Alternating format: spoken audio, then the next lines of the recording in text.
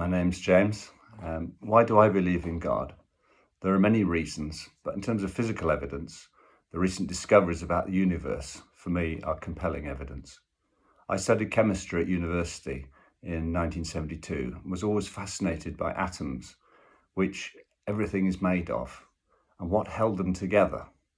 The centre of an atom is full of positively charged particles, and they should explode apart. They should repel each other, but they don't. They stay together, but nobody could tell me why. So I've always been interested to try and find out and understand more about matter. That was nearly 50 years ago, and what we've discovered since has transformed our understanding of matter and the creation of the universe. Physics, mathematicians and cosmologists have worked together to understand matter and how the universe was made. The term used now for what they've found is anthropic, or finely tuned universe.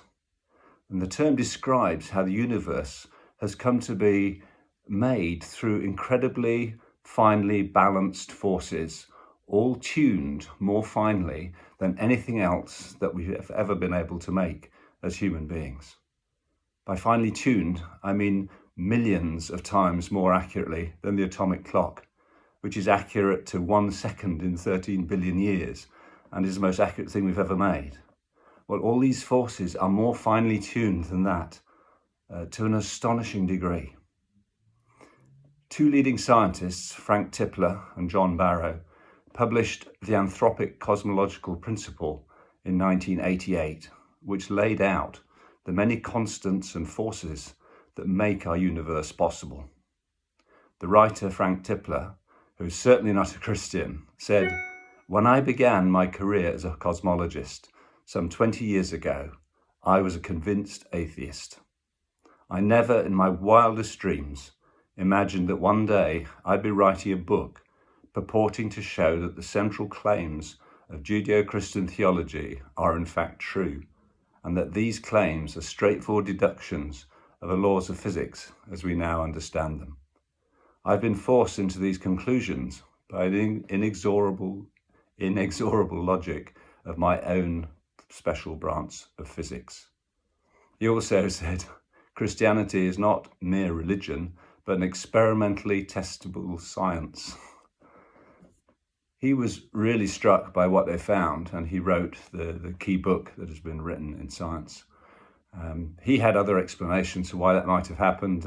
He thought perhaps man becomes so sophisticated he can control time and go back and create the universe in the first place. Although how that works the first time it's created, I don't know. But he couldn't explain it, but he recognized it. And since the discovery of DNA and the growing understanding of genetic and cell processes, we've realized that there is no such thing as a simple cell. Even the simplest cell is incredibly complex, with amazing processes and engineering throughout. And the place of our planet within our solar system, within the Milky Way, is all precisely placed to make life possible. The latest book, published by Cambridge University Press in 2016, called A Fortunate Universe, Life in a Finely Tuned Cosmos, was written by Geraint Lewis and Luke Barnes, and it summarizes all of this information and the latest state of science. And in it they say, this reaction against fine-tuning might stem from the belief that fine-tuning is the invention of a bunch of religious believers who hijacked physics to their own ends.